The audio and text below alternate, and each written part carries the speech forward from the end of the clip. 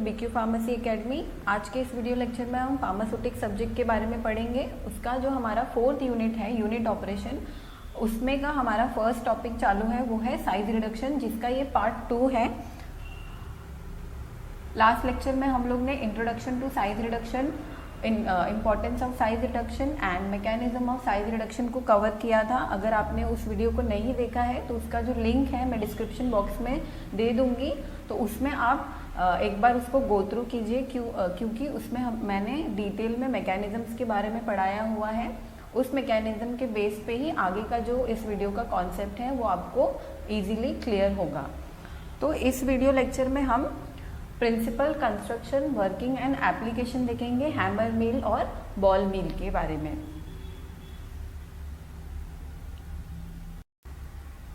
सबसे पहले हम हैमर मिल के बारे में जान लेते हैं कि हैमर मिल क्या है और उसका प्रिंसिपल क्या होता है। The principle of hammer mill is the hammer mill operates on the principle of impact. तो हमारा हैमर मिल है वो इम्पैक्ट के मैकेनिज्म पे वर्क करता है। इम्पैक्ट का मैकेनिज्म मैंने लास्ट लेक्चर में आप लोग को पढ़ाया था कि इम्पैक्ट यानी कि अगर हम लोग किसी लार्ज पार्टिकल का या तो लार्ज सब्सटेंस का साइज किसी ऑब्जेक्ट से हिट करते हुए अगर रिड्यूस करते हैं तो उस मैकेनिज्म को हम लोग इम्पैक्ट कहते हैं। यानी कि अगर फॉर एग्जांपल जो एक बड़ा सा पत्थर था उसको अगर हम लोग को स्मॉल पीसेस में रिड्यूस करना है तो हम लोग क्या यूज़ करते हैं, एक हम लोग हथौड़ा जो होता है उसको हम लोग यूज़ करते हैं, उस पर कंटिन्यूसली हम लोग उस बड़े से पत्थर को हिट करते रहते हैं उस हथौड़े से। तो हिटिंग प्रोसेस के थ्रू जो हमारा बड़ा सा पत्थर है वो छोटे छोटे पत्थर्स में कन्वर्ट हो जाता है। तो इस मैकेनिज्म को हम लोग इम्पैक्ट कहेंगे। इम्पैक्ट यानी कि अगर हम लोग किसी ऑब्जेक्ट के थ्रू हिट करते हुए अगर किसी चीज़ का साइज रिड्यूस कर रहे हैं तो उसको हम लोग इम्पैक्ट कहते हैं। तो हमारा जो हैमर मिल है ये इम्पैक्ट के मैकेनिज्म पे वर्क करता है। नेक्स्ट हम इसके कंस्ट्रक्शन के बारे में जान लेते हैं कि हैमर मिल का कंस्ट्रक्शन पार्ट क्या है। तो इसके कंस्ट्रक्शन पार्ट के बारे में बात कर लेते हैं। It consist of steel casing enclosing a central shaft to which 4 or more swinging hammers are attached. In lower part, it consists of screen and receiver. So, construction क्या है हमारे हैमर मिल का। सबसे पहले तो ये एक स्टील केसिंग है, यानी कि ये जो पार्ट आप देख सकते हो इमेज में, ये किससे बना हुआ है, हमारा स्टील का बना हुआ होता है। उसके बीचों बीच एक सेंट्रल शाफ्ट है। यहाँ पे आप देख सकते हैं एक वाइट कलर का सर्कल जो है वो हमारा सेंट्रल शाफ्ट होता है, उसे हम सेंट्रल शाफ्ट कहेंगे। और उस सेंट्रल शाफ्ट पे 4 or more स्विंगिंग हैमर्स जो है वो अटैच्ड होते हैं।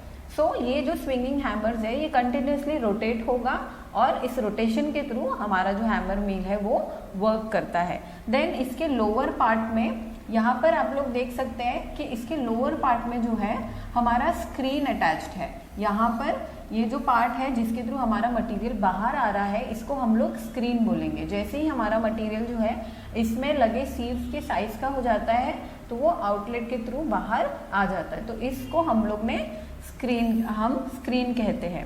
देन अगर हम लोग यहाँ पर एक रिसीवर लगा देंगे, यानी कि एक वेसल या कोई कंटेनर लगाएंगे जिसमें हमारा जो मटेरियल है वो कलेक्ट होगा, उसको हम रिसीवर कहते हैं।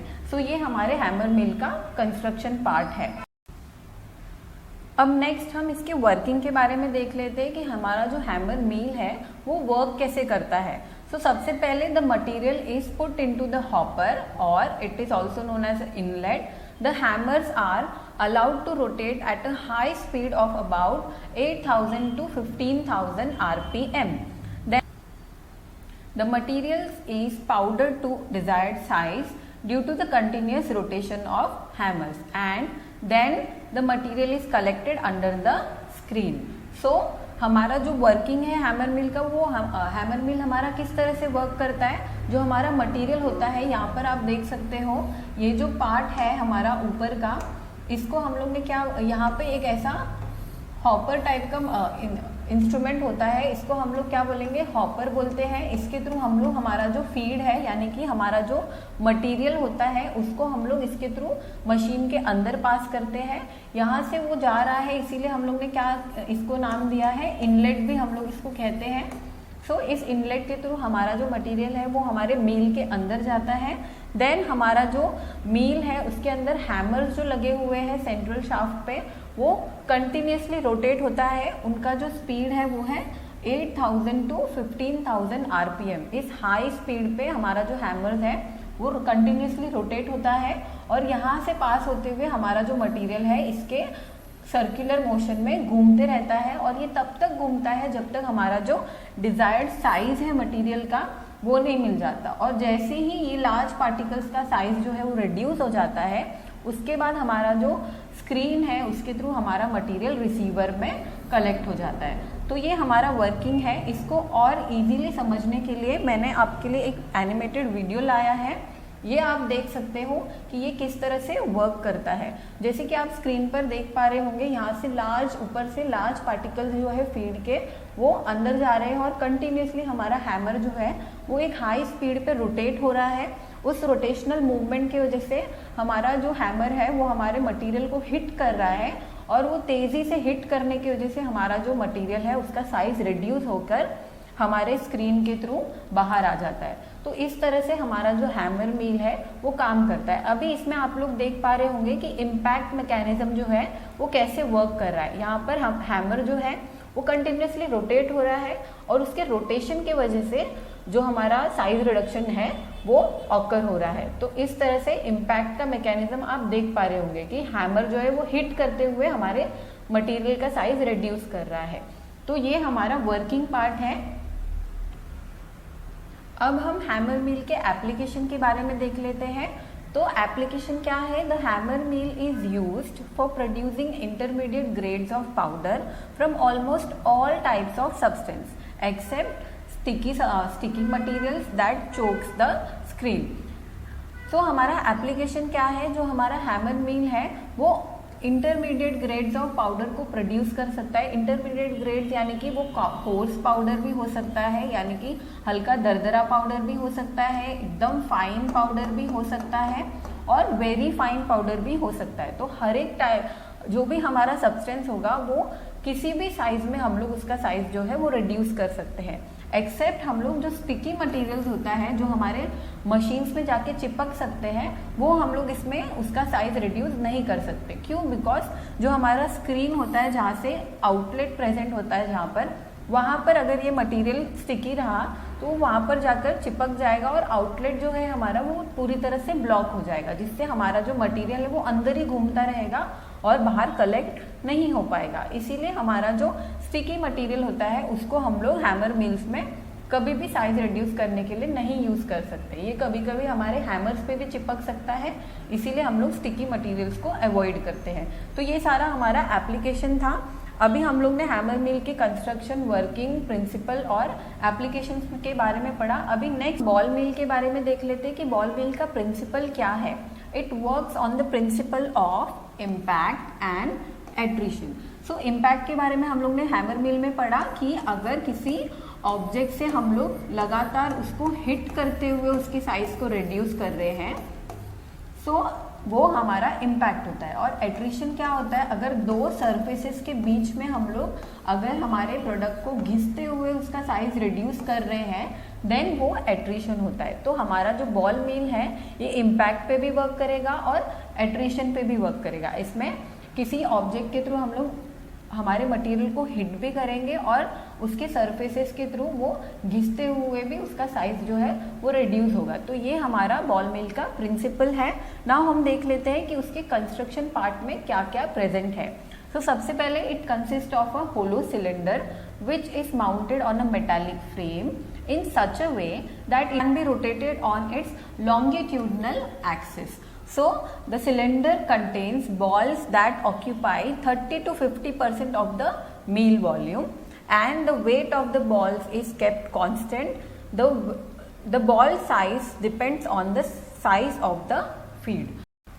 So इसके कंस्ट्रक्शन पार्ट में सबसे पहले ये क्या है? होलो सिलेंड्रिकल शेप का मशीन है जिसको हम लोग बॉल मिल कहेंगे, जो कि एक मेटालिक फ्रेम के ऊपर फिटेड होता है। ये आप लोग इमेज में देख पा रहे होंगे, ये जो स्टैंड टाइप का है वो क्या है? हमारा मेटालिक फ्रेम है जिसके ऊपर ये जो सिलेंड्रिकल मशीन है हमारा या सिलेंड्रिकल वेसल है वो उस पर फिटेड है, और ये इस तरह से फिटेड है कि ये हमारे अपने लॉन्गिट्यूडनल एक्सिस पे रोटेट हो। लॉन्गिट्यूडनल एक्सिस का मीनिंग क्या है, आप लोग देख पा रहे होंगे, ये ग्रीन कलर का एरो जो है वो उस तरह से ये जो हमारा मशीन है वो रोटेट होगा, उसका रोटेशनल मूवमेंट लॉन्गिट्यूडनल एक्सिस होगा।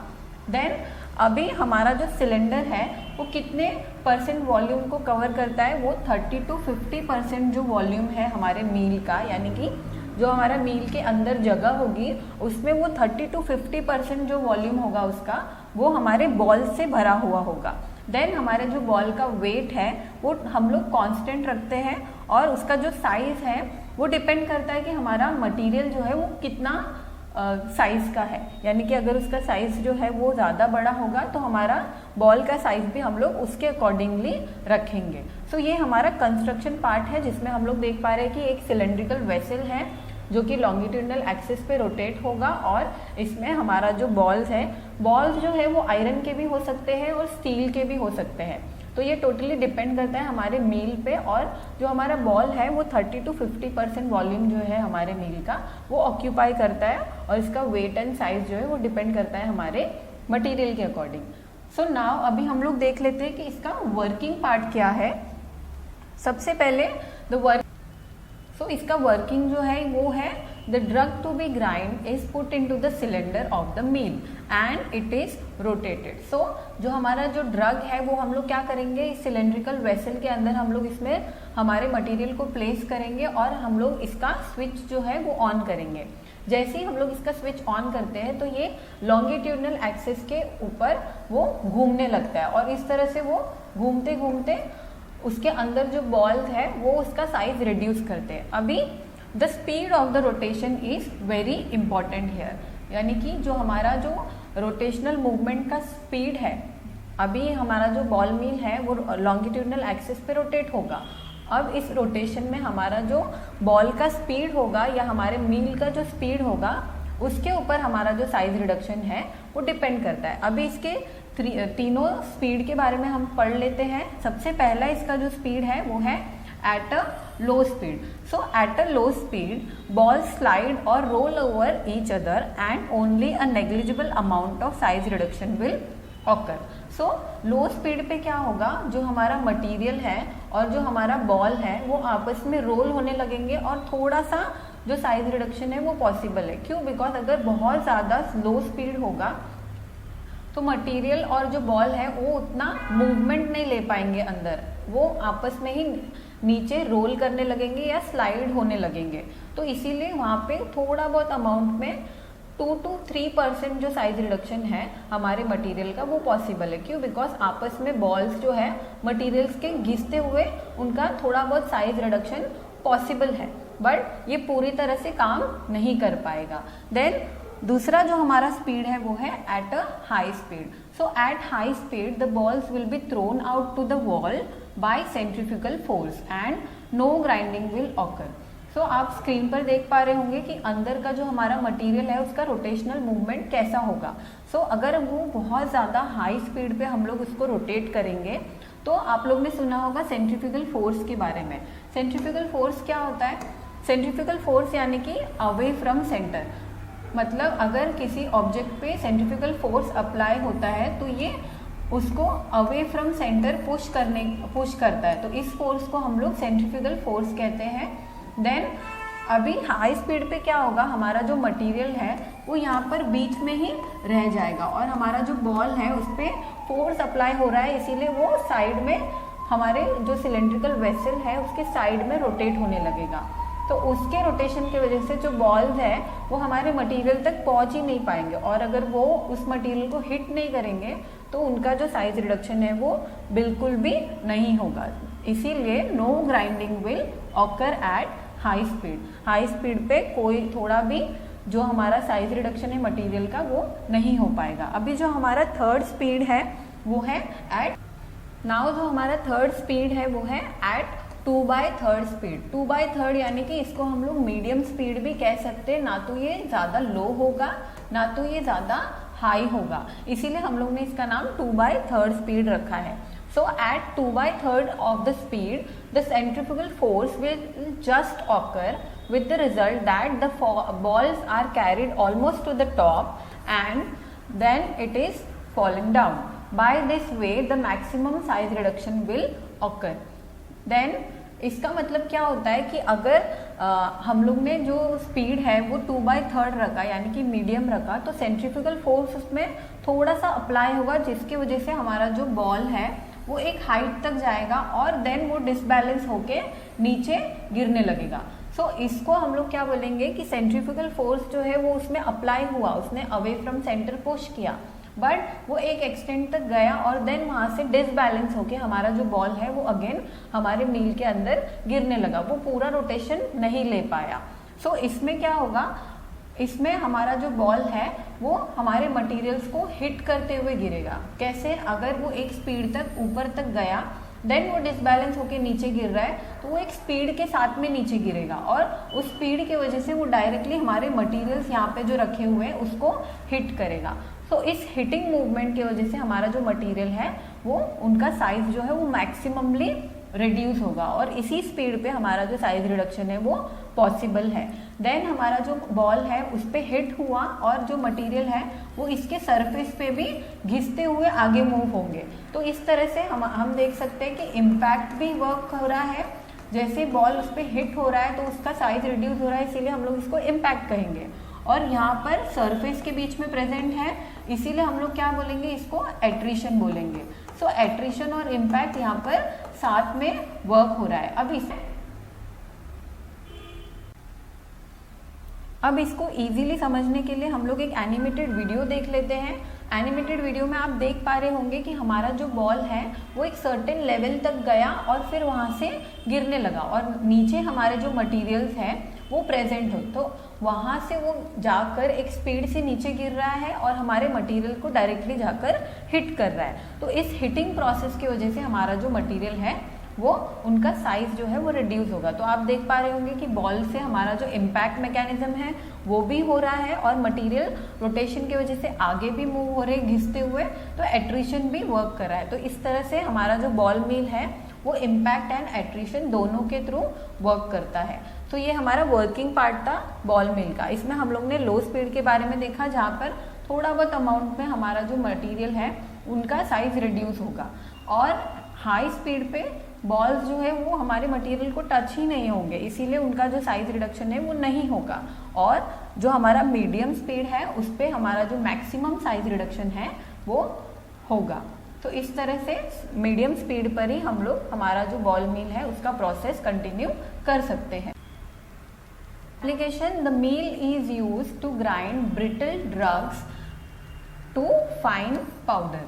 यानी कि हमारा जो बॉल मिल है वो ब्रिटल ड्रग्स जो आसानी से टूट सकते हैं ऐसे ड्रग्स को बहुत फाइन पाउडर्स के इसमें कन्वर्ट कर सकता है. यानी कि छोटे बहुत फाइन पाउडर्स को भी हमारा बॉल मिल है वो प्रोड्यूस कर सकता है और वेरी फाइन पाउडर्स को भी ये प्रोड्यूस कर सकता है. So it can produce very fine powder and fine powder also. तो बॉल मिल के थ्रू हम लोग ब्रिटल ड्रग्स को फाइन पाउडर और वेरी फाइन पाउडर्स के इसमें साइज रिड्यूस कर सकते हैं. तो ये हमारा जो बॉल मिल का एप्लीकेशन है वो है.